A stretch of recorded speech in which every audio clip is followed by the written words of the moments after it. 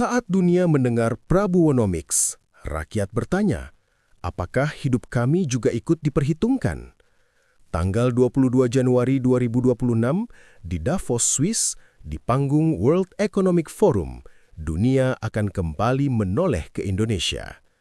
Prabowo Subianto berdiri membawa satu istilah besar tentang masa depan ekonomi bangsa, Prabowonomics. Sebuah konsep yang dijanjikan sebagai jalan kemandirian di tengah dunia yang semakin brutal dan penuh kepentingan. Prabowonomics digambarkan sebagai ekonomi yang kuat, nasionalis, dan dikendalikan negara. Sumber daya strategis dijaga, ketahanan nasional dijadikan alasan utama. Tapi disinilah pertanyaan penting muncul. Ketika negara menguat, apakah rakyat ikut berdaya atau justru hanya diminta percaya? Sebab di balik narasi besar, realitas Indonesia masih keras. Harga kebutuhan pokok belum benar-benar jinak.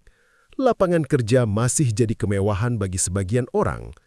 Anak muda diminta sabar, sementara ketimpangan terasa nyata. Jika ekonomi benar-benar berpihak pada rakyat, seharusnya keadilan terasa lebih dulu, bukan sekedar dijanjikan. Pro dan kontra pun menguat. Ada yang melihat Prabowonomics sebagai perlawanan terhadap dominasi asing. Tapi ada pula yang melihat bahaya lain. Ketika negara terlalu dominan, transparansi sering jadi korban. Ketika kritik dianggap gangguan, demokrasi perlahan kehilangan suara. Di luar sana, dunia tidak menunggu Indonesia selesai berdebat.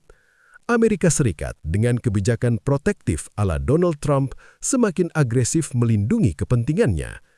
China di bawah Xi Jinping terus mengunci rantai pasok global dan memperluas pengaruhnya. Eropa, termasuk Swiss yang diwakili Guy Parmelin, berusaha bertahan di tengah tekanan geopolitik dan perlambatan ekonomi. Di tengah persaingan keras itu, Indonesia memang punya potensi besar.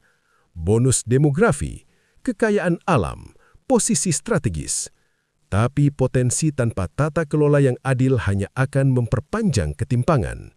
Pertumbuhan tanpa keberanian dikritik hanya akan melahirkan kerapuhan.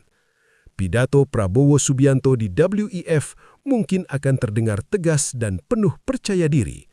Namun ekonomi tidak hidup di podium internasional. Ekonomi hidup di pasar rakyat, di pabrik, di sawah. Karena pada akhirnya, Prabowonomics tidak akan diukur dari seberapa keras ia dibela,